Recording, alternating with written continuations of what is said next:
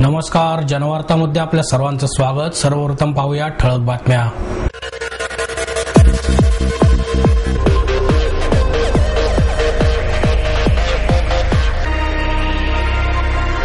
भारतीय दंड विधानाच्या 354 आणि 509 कलमातील शिक्षेच्या तरतुदी आणखी कडक करून त्यामध्ये वाढ करण्यात येईल.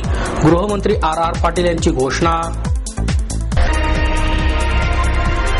लेखक श्याम फरांदे लिखित कृष्णा तीर या कादंबरीचे प्रकाशन त्रिपुराचे राज्यपाल डॉक्टर DY पाटील यांच्या हस्ते संपन्न. आणि पुरुषांनी प्रत्येक दिवशी स्त्रीचा यथायोग्य सन्मान केला तर महिला दिन साजरे करण्याची वेळ येणार नाही, ज्येष्ठ अभिनेते विक्रम गोखले यांचं प्रतिपादन.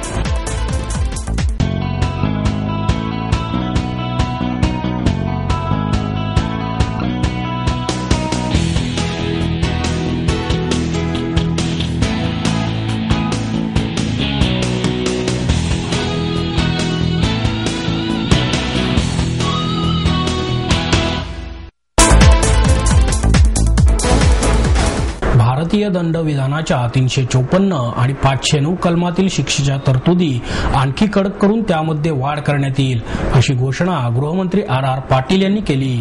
राष्ट्रीय महिला आयोग आणि पुणे पोलीस आयुक्तालय यांच्या संयुक्त विद्यमाने महिला दक्षता समिती राज्यस्तरीय चर्चासत्राचे उद्घाटन पाटील यांच्या हस्ते करण्यात आले. यावेळी राज्य महिला आयोगाच्या सचिव शोमिता बिश्वास, पोलीस आयुक्त मीरा बोरवणकर, अप्पर पोलीस आयुक्त सुरेश मेकला, अनंत शिंदे, पोलीस उपायुक्त राजेश बनसोडे उपस्थित होते. पाटील म्हणाले, महाराष्ट्रासारख्या पुरोगामी राज्यात महिलांना अत्याचारास सामोरे जावे लागणे ही अत्यंत खेदाची बाब आहे. महिलांची छेडछाड कदापि सहन केली जाणार नाही.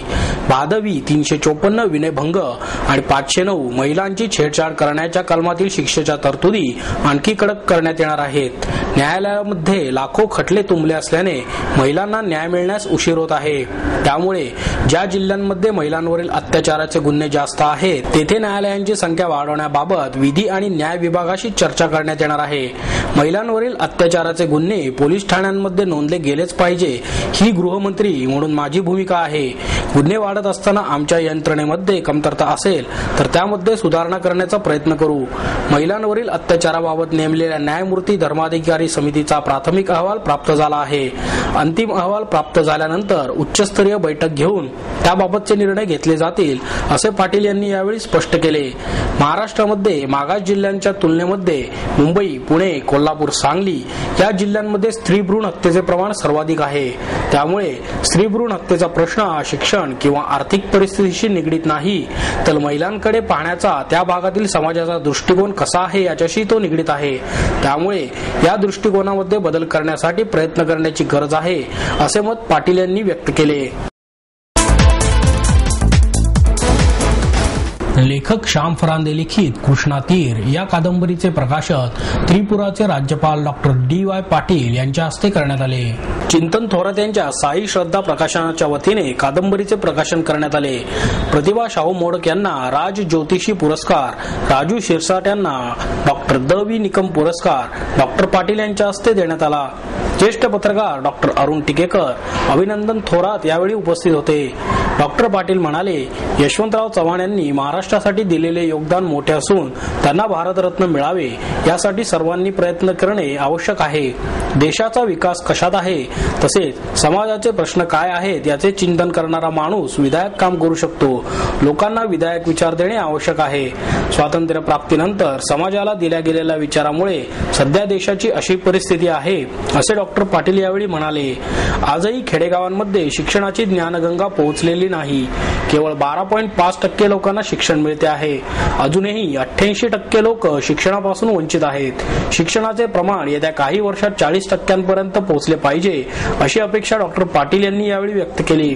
लॉर्ड डलहौसीने स्वातंत्र्यपूर्व काळात देशातील नद्यांची जोडणी करण्यासाठी 200 कोटी रुपयांचा उपक्रम तयार केला होता. मात्र त्यामुळे भारत जगात महासत्ता होऊ शकतो हे लक्षात आल्यानंतर ती योजना राबवण्यात आली नाही. आजही सरकारच्या वतीने 5 लाख कोटी रुपयांची नदीजोड योजना हाती घेण्यात आली आहे. हा प्रकल्प राबवणे आवश्यक असून तो पूर्ण झाला तर भारत महासत्ता होईल, असे डॉक्टर पाटील यावेळी म्हणाले. उन्हाळ्याची चाहूल लागल्याने पुणे आणि परिसरात मुख्य रस्त्यावर तसेच अनेक ठिकाणी थंड पेयाच्या विक्रेत्यांनी दुकाने थाटली आहेत. उन्हापासून संरक्षण करण्यासाठी सध्या विद्यार्थी, ज्येष्ठ नागरिक, लहान मुले इत्यादी थंड पेयांच्या दुकानांवर गर्दी करताना दिसत आहेत. नीरा, लिंबू सरबत, बर्फ गोळा अशा थंड पेयाला नागरिकांची पसंती मिळत आहे. त्याचप्रमाणे नागरिक टोपी, गॉगल्स, छत्री आदी वस्तूंच्या खरेदीसाठी पुणेकरांचे पाय आता बाजारात वळू लागले आहेत. दिवसेंदिवस उन्हाची तीव्रता वाढत असल्यामुळे लिंबू सरबताच्या विक्रीत वाढ झाली आहे. लिंबू सरबताची मागणी सर्वात जास्त मार्च ते जून पर्यंत असते. यंदाच्या वर्षी ही मागणी फेब्रुवारी पासूनच वाढली आहे. लिंबू सरबत पिण्यासाठी गर्दी करत असल्याचे सध्या दिसून येत आहे. बाजारपेठातही आता उन्हापासून बचाव करण्यासाठी नागरिक विविध प्रकारच्या टोप्या खरेदी करताना दिसत आहेत. बाजारात वेगवेगळ्या रंगाच्या टोप्या, छत्री, गॉगल्स दाखल झाल्या आहेत. सुमारे 100 ते 400 रुपयांपर्यंत टोप्यांच्या किमती आहेत. सर्वत्र उन्हाळ्याचा कडाका जाणवू लागल्याने पेयांची आणि टोप्यांची मागणी वाढत चालली आहे.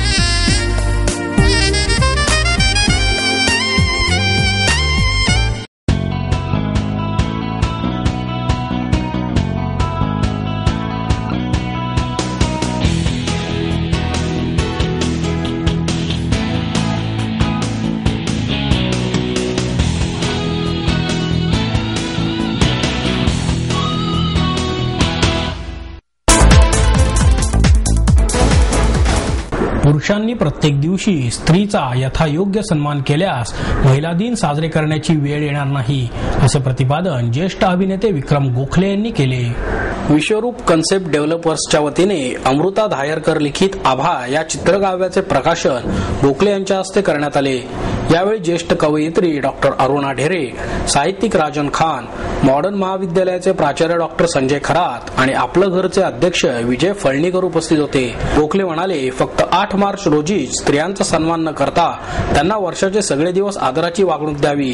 स्त्री आणि पुरुष असा भेदभाव केला नाही तर जगात शांतता नांदेल. खान म्हणाले, आपल्या संस्कृतीला 5000 वर्षांची जुनी गौरवशाली परंपरा आहे असे आपण म्हणतो, तरीही देशातील स्त्रियांचे विदारक चित्र अजूनही सुधारलेले दिसत नाही. एखादी व्यवस्था जेव्हा दिन होते तेव्हा त्याचा दिन साजरा करण्याची वेळ येते.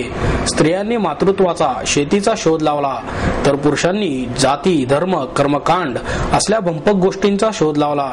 त्यामुळे असल्या भंपक गोष्टीत आजची स्त्री अडकली आहे. कोणत्याही धर्मग्रंथात स्त्रीला सन्मानाचे स्थान नाही. स्त्रियांनी कर्मकांड सोडल्याशिवाय समानता येणार नाही. अरुणा ढेरे म्हणाल्या, पूर्वीच्या साहित्यात समाजात बदल घडवण्याचे सामर्थ्य होते.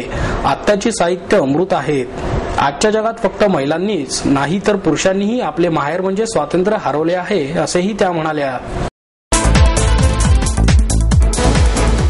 शहरातील पूरग्रस्त वसाहतीतील वाढीव बांधकामांना तिप्पट दराने कर आकारणी केल्यास आंदोलन करण्याचा इशारा पानशेत पूरग्रस्त कृती समितीने दिला आहे. शहरातील पूरग्रस्त वसाहतींमध्ये मोठ्या प्रमाणावर अतिक्रमणे झाली आहेत. तसेच विनापरवाना वाढीव बांधकामेही झाली आहेत. त्याची तपासणी करून तिप्पट कर आकारणीची मोहीम महापालिका राबवणार आहे.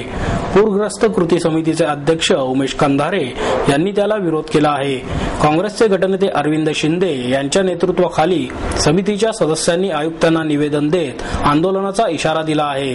शिंदे आणि कंधारे म्हणाले, या वसाहती बांधकाम विभाग आणि म्हाडाच्या अखत्यारीत येतात. 50 वर्षांपूर्वी सरकारने पत्र्याची घरे दिली होती. आज नागरिकांनी ती स्वतः दुरुस्त करून घेतली आहेत. ती सर्व बांधकामे नियमित करण्याचे आदेशही 1985 मध्ये दिले होते, परंतु ती नियमित करून घेतलेली नाहीत. अशा बांधकामांकडून तिप्पट कर आकारणी करता येणार नाही, असेही त्यांनी सांगितले. पुणे महापालिकेने कर विभागाने आज पानशेत पूरग्रस्त वसाहतींना 3 पट कर आकारण्याचा निर्णय घेतला आहे. त्या निर्णयाविरोधात आम्ही कर विभाग प्रमुख कानडे यांना भेटून आमची मागणी केली पूरग्रस्तांच्या वतीने की पानशेत पूरग्रस्त हे राज्य सरकारच्या जागेमध्ये राहतात. त्यांची स्वतःची मालकी हक्क आहे. त्यांनी वेळोवेळी पानशेत पूरग्रस्तांनी पुणे मनपाला फंड दिलेला आहे. अशा वेळेस तुम्ही आमच्याकडनं कर रूपाने 3 पट कर घेता येणार नाही, ते आमच्या कुठल्याही कायद्यात बसत नाही आणि तो निर्णय तुम्ही रद्द करा आणि रेग्युलर जो आम्हाला कर आकारला जातो त्याच पद्धतीने कर आकारून आमचं बांधकाम नियमित करा, अशी मागणी आज आम्ही महापालिका उपायुक्त कानडे यांना केलेली.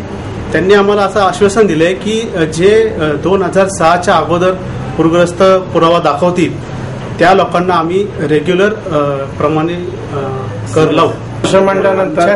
पूरग्रस्त विभाग 2-3 विभागात मोडलेत. माडा विभाग वेगळा आहे, बांधकाम विभाग वेगळा आहे. ते राज्य शासनाच्या 2 विभागात मोडलेले पूरग्रस्त आहेत. पण महापालिकेला फक्त सेवा देण्याचा अधिकार आहे, बाकी काही कुठला निर्णय घ्यायचा अधिकार महापालिकेला नाही, तो राज्य सरकारला.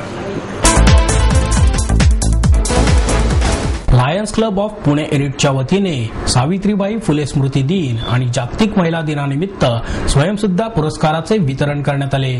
यावेळी उज्ज्वला लोणावत, प्रतिभा पाटील, महानंदा डाळिंबे, प्रियंवदा पुरोहित, छाया पवार, आरती हळबे, अशरफ मुल्ला, संगीता प्रभू, डॉक्टर सविता सबनीस, पद्मजा गोडबोले, प्रभा इंगोले यांना मृदुला करवंदे आणि उषा जगताप यांच्या हस्ते पुरस्कार प्रदान करण्यात आले.